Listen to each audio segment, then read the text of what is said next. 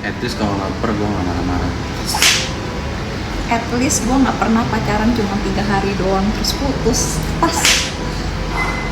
At least gue nggak pernah pacaran sampai 7 tahun tapi akhirnya nggak jadi nikah. At least kalau gue libur nggak pernah bangun pagi. Pas.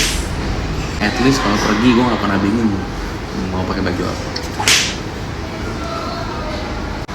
At least gue nggak pernah kesepian kalau di rumah.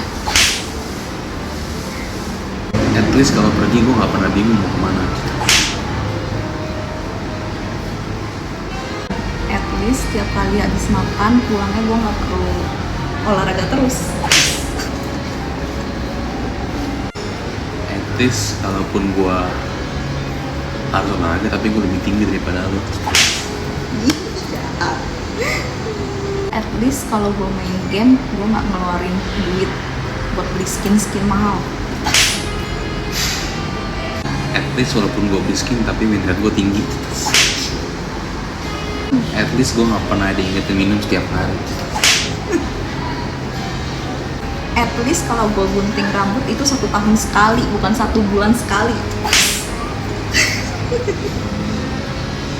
At least kalau gue salah gue nggak perlu minta maaf.